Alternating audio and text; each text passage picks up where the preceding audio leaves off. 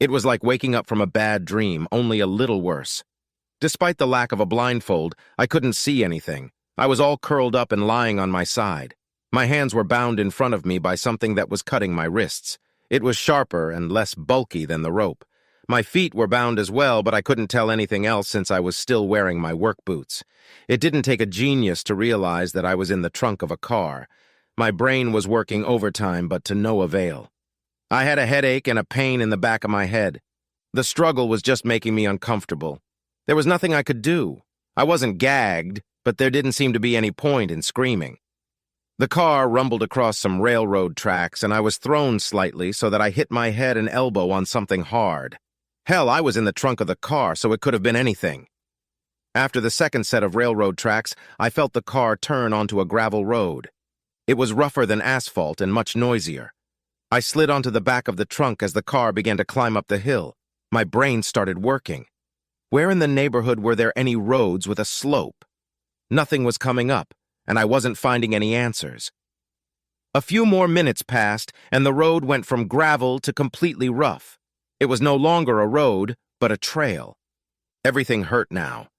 Every rock in the road caused another bruise when I hit it. And then everything went quiet. The car had stopped and the engine was off. My body was pressed against the back of the trunk. I was no longer trying to figure out where I was. All I could think about now was what was going to happen next. My mind was working at full capacity, but it was unwise to report it. I waited in silence until I heard the trunk latch open, the driver's door open and close. Another door followed. Was there really two? I opened my eyes to see a dim light coming in through the cracked trunk lid. It wasn't electric light, but something more natural. The trunk lid suddenly opened, and flashlight light hit me in the face. My eyes squinted, reacting to the brightness so I could no longer pretend I wasn't reacting. I tried to turn my head away from the light while my eyes adapted. It didn't work. "Okay, asshole, get out of the trunk." I knew right away that whoever this guy was, he wasn't my friend. I struggled a bit, but couldn't lift myself up enough to get out of my mini prison. "You're kidding, right? There's no way I'm getting out of here like this." My eyes still hadn't adapted to my surroundings due to the constant light in my face. I heard my master let out a few grunts, mixed with light curses as he cut the plastic straps binding my legs together. Unceremoniously throwing my legs over the back seat of the car, he set me almost on the ground. He stepped back a little and shined a flashlight toward my feet. As I climbed out of the car, I noticed there was only one guy there. The shovel was leaned against the side of the car. I quickly realized that it was lying on the back seat of the car. It was a big, burly guy, over 6 feet and at least 250 pounds. I had seen him before but couldn't remember where. He held a flashlight in his left hand and a revolver in his right. It looked like a .38 caliber police revolver, but not heavy enough to be a .357 caliber revolver. The big man pointed the flashlight toward a hill where a chain was strung across the side of the road. I recognized it. It was the fire trail that led to the top of Neversink Mountain to the ranger station. I had looked over my shoulder and was now looking at the city lights. The whole town was visible from here, and it was beautiful at night. The fire trail leading to the top was not open to the public. I stood on the mountain road with my hands tied in front of me and a gun pointed at my back. I tried to figure out what I had pissed this guy off with, but I couldn't think of anything. He had turned off the flashlight, and now all we had was the light of the moon. It was a warm glow that I could see through the crack in the trunk lid. The big guy slipped the flashlight into his jacket pocket and picked up a shovel. He waved the gun in my direction and growled one word: "Move." The moonlight was bright enough to follow the fire trail without difficulty. Every now and then it would get darker due to clouds or trees, but that didn't stop us from walking. Everything was uphill, and everything was uneventful. I was distracted from my thoughts trying to figure out how the park people were getting their cars onto this damn road. The big guy kept tripping over rocks on the trail, and each time it was accompanied by a swear word. Interestingly, he was big, but clumsy. In some places, fallen leaves made the surface of the trail slippery, which seemed to annoy my master even more. "Stop!" That sudden command was followed by another. "Move!" The flashlight was on again, shining to the right. There was something of a flat spot ahead, as flat as could even be expected given the terrain of the mountain. It was only a few feet to the hole in the ground. Things were a little clearer now. I guessed what was waiting for me, but I still didn't know why.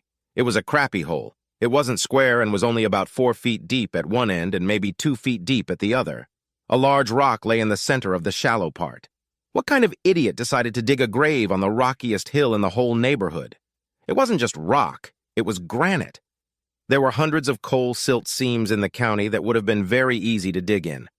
The big guy held a flashlight and shovel in his left hand and a gun in his right. He motioned for me to move closer to the hole, and I decided that wasn't a good idea. There had to be an alternative. He stood directly behind me as I moved forward.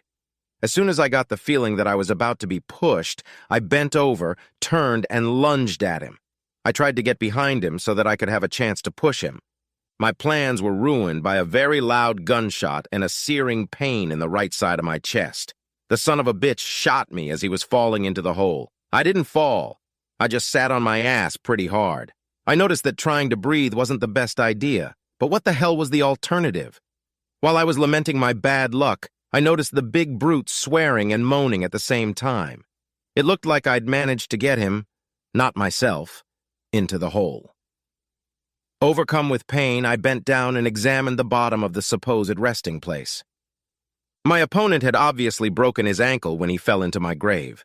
He was holding onto his right leg and sort of swaying back and forth. A flashlight was lying on the ground next to him, which created an eerie glow inside the pit. It was an opportunity, but an opportunity to do what? There was no way I could run with a hole in my chest. I could barely breathe, let alone walk. On the other hand, there was no way he could chase me with a sore ankle. I assumed it was broken, but maybe it was just a sprain. He was still holding the gun somewhere down there. That wasn't good.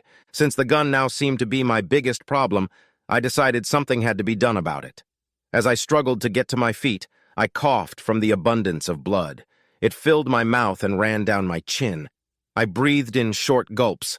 There was no way in hell I could even think about taking a deep breath. I hesitated at the edge of the opening for a moment, then jumped in, feet first, right on top of him. I was glad I was still wearing my work boots. My left foot went right into the big guy's head, and my right boot went into his neck.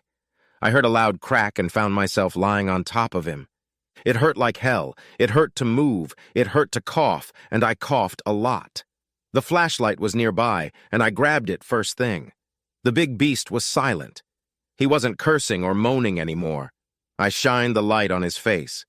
No reaction.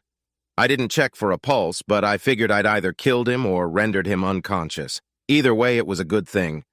The bright red blood I'd drenched myself and the big brute with was clearly visible in the light. I knew what that bright color meant. I had a hole in my lung. If I didn't get help soon, I was going to choke on my own blood.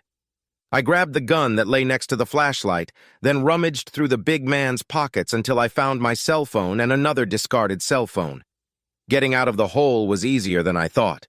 I simply stepped over his body to the big rock on the end and then onto solid ground. It was only a few feet to the trail. I sat down with my back against one of the sassafras trees that dotted the hill and pulled out my cell phone. 911, what's your emergency? Hello, I'm on the Neversink Mountain Fire Trail and I need help. Sir, this area is off limits. Access is for park personnel only. She sounded young and like she was trying her best to be professional. I know that, dumbass. I've been shot and there's a dead man lying on the ground next to me. I need an ambulance and the police. I don't need a lecture on the rules of personal property. There was a brief pause on the other end of the line. Sir, an ambulance crew has been dispatched to your location. I'm also notifying the local and county police. Please keep your cell phone on. It will help us locate you. Sir? Sir? Sir? Sir? Are you there? Are you okay? Hell no, I'm not okay. I've been shot. I'm going to hang up right now. This little episode ended with me having another coughing fit. Most of the liquid coming out of my mouth was dripping down my jacket. I had no doubt that it was bright red blood. I tried to breathe steady and even, which wasn't easy considering the pain. My eyes blurred and I realized I was sweating madly. The cool night air felt cold when it hit my damp skin. I had a choice. wallow in pain and misery, or try to figure out what the hell was going on. This guy put a lot of effort into it. There had to be a good reason for what he did. It wasn't an accident. It was planned. Why did he have a disposable cell phone? I took his cell phone out of my pocket and stared at it for a long time. It was going to answer all the questions. Someone else was involved in this case, and the cell phone recording would tell me who. Now was not a good time to check the phone. I was too excited and too unstable. I carefully put it back in my jacket pocket. I was just beginning to think of other people who might have been interested in my demise when I heard sirens wailing in the distance. Who had a grudge against me, or who would benefit from my disappearance? If it was for insurance, the big brute wouldn't have tried to hide my corpse. They needed the corpse to get the insurance claim. It had to be something else, but what? The sirens were getting louder and louder. I didn't know how much time had actually passed, but they seemed to be responding better than I expected. Flashing lights appeared now and then between the trees as the car climbed the hill. I hoped it would be the medics first. I shined my flashlight down the trail and saw the big guy's car about 100 yards away. If I could see the car, the police and medics could see me. 2 minutes later, an ambulance became visible. The last thing I remembered was dropping the flashlight. I woke up with a headache. My eyes were still closed, but my head hurt like hell. I was trying to push all thoughts away from me and figure out where I was when I decided it would be faster if I looked around. Once I squinted a little, I realized the answer and mentally sighed in relief. The mint green walls were the first thing I noticed, but the hospital smell followed. As I inhaled, the right side of my chest ached. It brought me back to reality very quickly. I remembered the shooting, the mountain, and the ride in the trunk of the car. It wasn't a dream. It was all real, but that didn't make it any better. I was fucking thirsty, but my mouth felt like shit.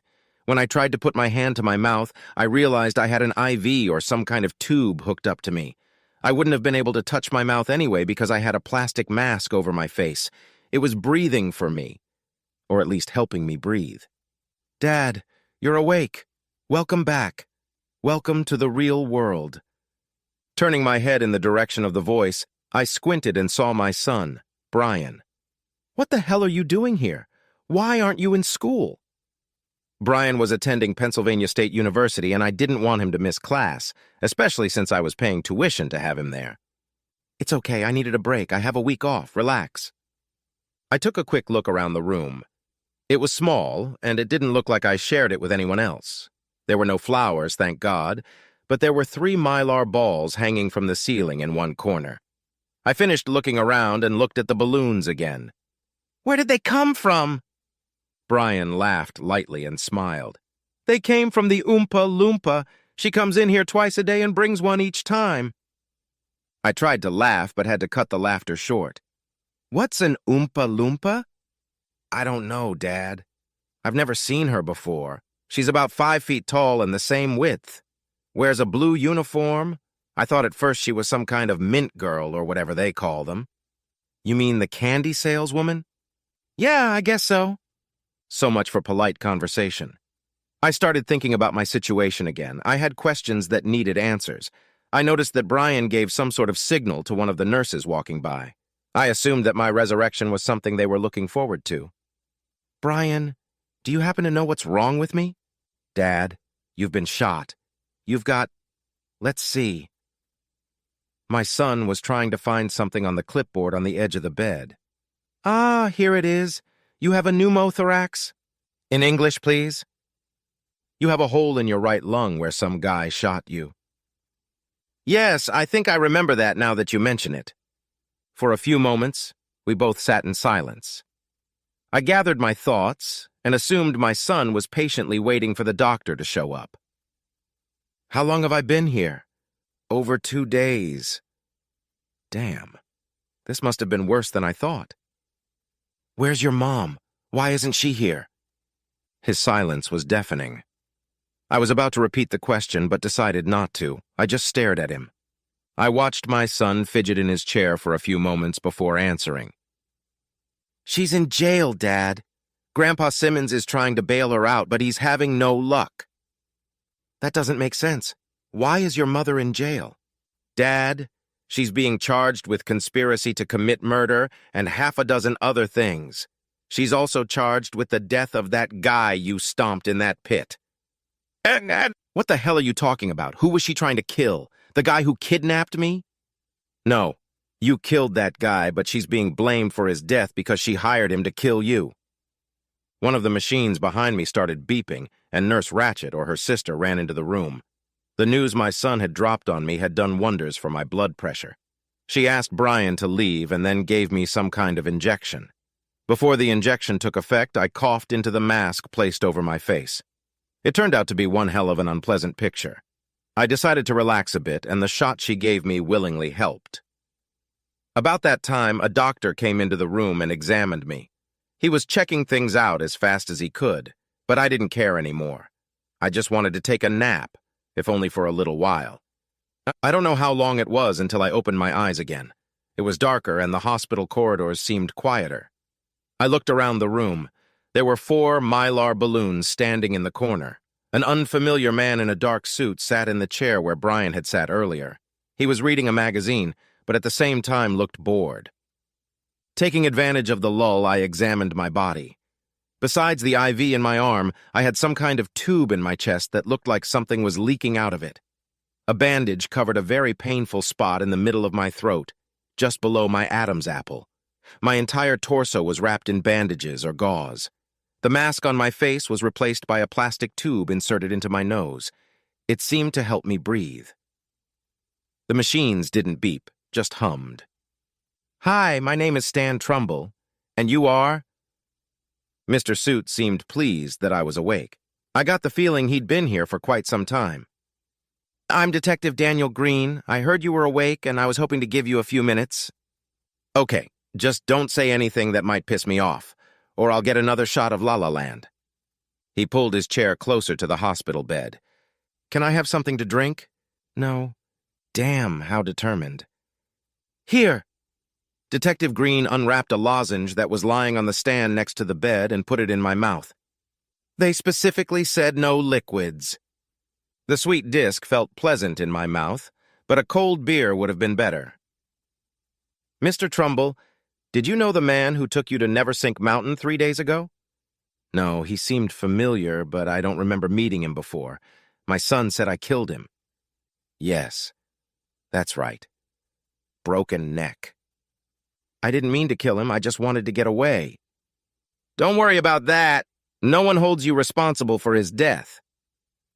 "My son also said you blame my wife for his death. Is that true?" "Yes, but we can discuss all that later." The answer didn't make me happy, but I believe there was a reason he phrased it that way.